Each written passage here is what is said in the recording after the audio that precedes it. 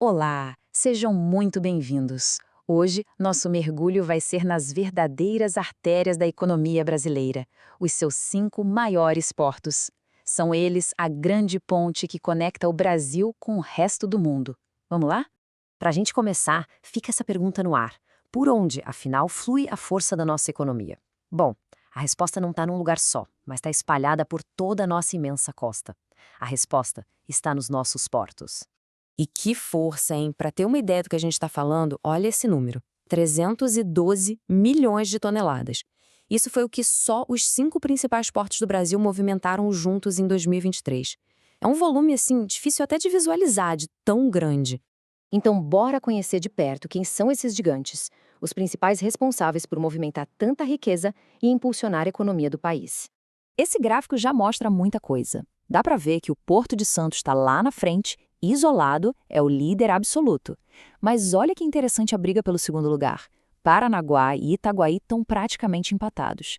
Isso já nos dá uma pista de que cada um desses gigantes tem uma força diferente. Vamos conhecer todos eles. E no topo, claro, o Porto de Santos. Ele não é só o maior do Brasil, não. É o maior de toda a América Latina.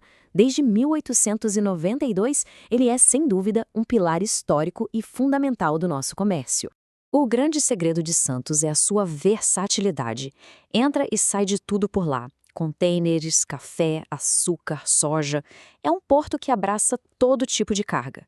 Agora, o segundo colocado da lista, o Porto de Paranaguá, esse é tão crucial, especialmente para o agronegócio, que a gente vai dedicar uma parte inteira só para ele daqui a pouco. Por enquanto, vamos direto para o terceiro lugar. E na terceira posição, a gente encontra o Porto de Itaguaí, lá no Rio de Janeiro. Inaugurado em 1982, ele é um dos portos mais modernos que temos, um verdadeiro gigante na exportação de minérios. Aqui, o foco é muito claro: minério de ferro e carvão. A infraestrutura dele é toda pensada para isso, com conexão direta com as ferrovias, o que o torna a porta de saída ideal para toda essa riqueza mineral do Brasil.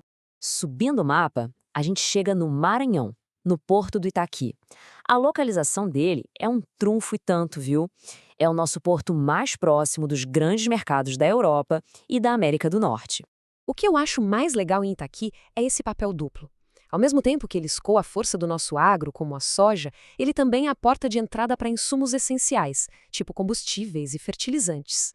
E para fechar o nosso top 5, a gente desce lá para o Rio Grande do Sul. O Porto de Rio Grande é o coração logístico não só do sul do Brasil, mas de todo o Mercosul. Rio Grande tem um pouco do DNA de Santos, sabe? É bem diversificado. Movimenta desde grãos até carros, mostrando toda a potência industrial e agrícola da região sul. Muito bem, agora, como prometido, vamos dar um zoom no segundo maior porto do Brasil, Paranaguá. É hora de entender por que essa potência do agronegócio é tão, mas tão fundamental para o país.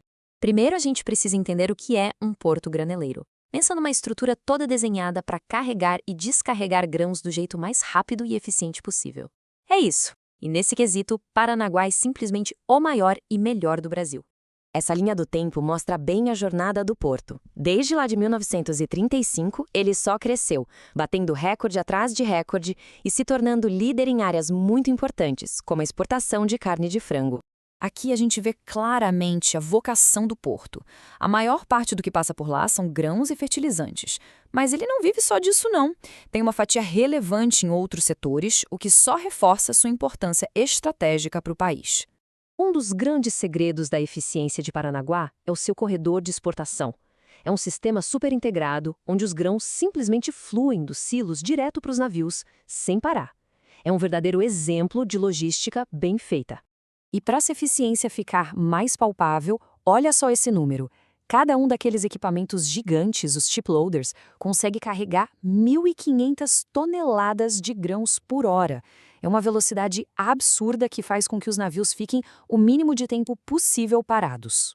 Ok, agora vamos olhar para frente. O que o futuro reserva não só para Paranaguá, mas para todo o sistema portuário brasileiro?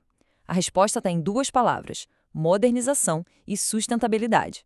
Usando o Paranaguá como exemplo, a gente consegue ver bem essa transição. Projetos como a Nova Ferroeste, novos terminais privados e a iniciativa Porto Verde apontam um caminho para portos mais ágeis, mais eficientes e, claro, mais amigos do meio ambiente. E essa frase resume tudo, né? O desafio é esse.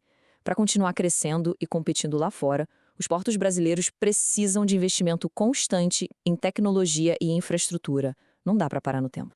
Chegando na nossa reta final, uma coisa fica bem clara. Esses portos são a nossa principal janela, a nossa grande conexão com o comércio do mundo inteiro.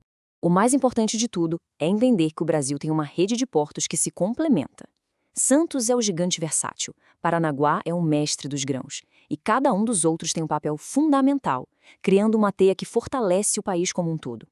E para fechar, fica essa reflexão. Com todos esses investimentos em modernização e sustentabilidade, um potencial gigantesco está sendo destravado.